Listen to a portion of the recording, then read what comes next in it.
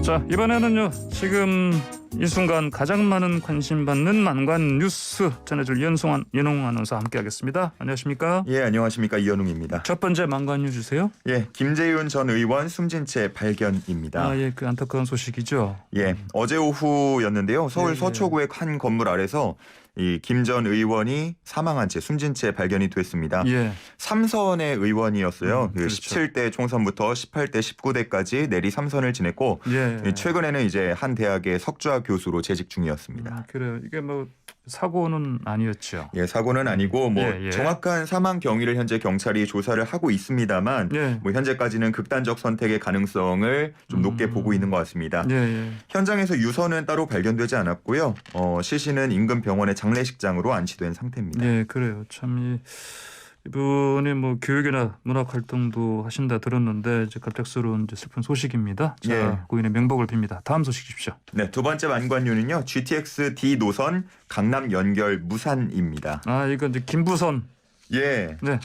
뭐 김하선까지 연결을 해달라라는 인근 주민들의 그런 요청이 있었었죠. 뭐 강남을 넘어서 이제 하남까지 쭉 연결이 되기를 원했는데, 그러니까 그냥 김부선에 머문 거죠? 예, 이른바? 국토교통부가 어제 이제 제4차 국가철도망 구축 계획을 확정해서 발표했습니다. 예. 예, 말씀하신 대로 김포 장기에서 부천 종합운동장까지만 연결되는 것으로 결정이 됐습니다. 예, 그러게요. 예. 저 5호선 연장 소식도 있죠.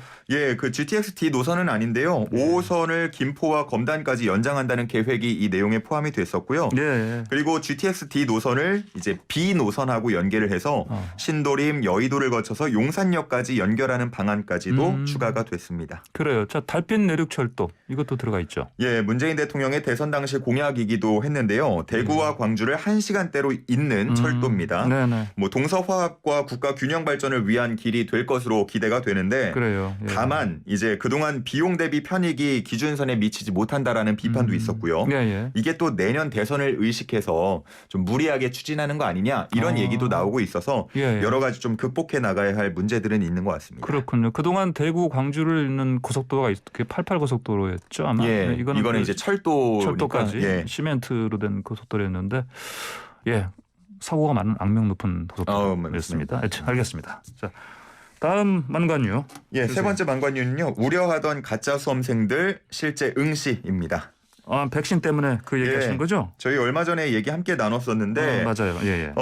이 응시자들이 이제 백신을 접종하게 되는 시기랑 네. 그리고 18세부터 49세까지 백신을 접종받는 시기와 비슷하기 때문에 예. 뭐 실제 응시하는 수험생들이 몇 명이나 있을까 이런 얘기 저희가 나눴었잖아요. 예, 그렇죠. 근데 가짜 수험생들이 꽤나 발생한 것으로 보입니다. 꽤나 몇 명 정도. 이 모의고사를 진행하는 학원들은 이제 인터넷을 통해서 접수를 받게 되는데요. 예. 한 학원의 경우 분원 7곳에서 200명 정도를 이제 모집을 했는데 일반인 대상으로 네네. 여기에 1,100여 명이 몰리면서 1분도 되지 않아서 마감이 됐다고 합니다. 바로 1,100명이요? 예. 이 중에서 분원 2곳의 신청자 연령을 한번 분석을 해봤더니 그래 봐야겠죠. 나이를 봐야겠죠. 25세 이상 접수자가 절반에 달했는데요. 예. 이전과 비교해봤을 때 상당히 크게 증가한 수치라고 합니다. 그러니까 25세 이상이 무슨 실제로 시험을 봐야 될 상황인 사람들이 많겠습니까? 물론 이제 뭐 나이가 들어서 수능을 보는 분들도 많습니다. 특히나 이번에 약학대학이 다시 학부 모집으로 바뀌면서 약사가 되겠다 하는 분들이 다시 수능을 준비하는 경우도 있기 때문에 뭐 이런저런 영향들이 있어 보이는데요. 하지만 역시나 뭐 백신 접종 때문이다라고 보는 게 일반적인 지금 시선입니다. 그러게요. 예, 일부 그 화이자 백신을 선호하는 사람 혹은 백신 접종 계획을 믿지 않는 사람 이런 분들이 좀 접수를 한 것으로 보입니다. 그래요? 그냥 그대로 그럼 가는 겁니까? 근데 이걸 뭐 또 딱히 걸을 수 있는 방법이 지금 없거든요. 그래요. 예, 그러다 보니까 교육부는 허위 지원을 자제해달라고 말할 수밖에 없었는데 뭐 일단 이후에 실제로 시험을 보려는 수험생들이 자리를 잡지 못해서 시험을 못 봐서는 안 되지 않습니까? 예.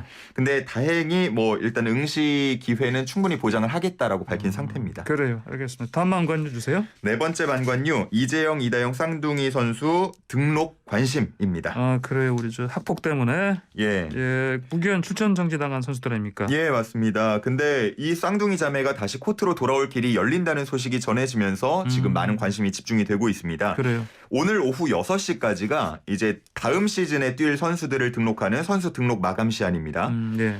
쌍둥이 자매의 소속팀인 흥국생명이 이 두 선수를 등록하기로 했다라는 방침이 전해지면서 좀 관심이 모아졌는데 아니 무기한 출정 정지라더니 이거 겨우 4개월짜리였냐 이런 비판이 나오고 있습니다. 그렇군요. 근데 코트 복귀 다른 이유가 있다는 얘기가 있던데? 이게 선수로 쓰려고 하는 게 아니고 예. 선수에 대한 보류권을 행사하기 위함이다라는 이야기도 있습니다. 그게 무슨 말이에요? 이게 무슨 말이냐면요. 선수 등록을 하지 않게 되면 이 두 선수는 이제 흥국생명 소속이 아니게 되니까 FA 그러니까 자유계약 선수가 됩니다. 그래요. 그러면 다른 팀에서 데리고 갈 수도 있는 거고요. 해외로 갈 수도 있고. 예, 해외로 갈 수도 있는 거고. 예. 그리고 두 선수를 징계할 권한도 흥국생명에서 사라지게 되는 겁니다.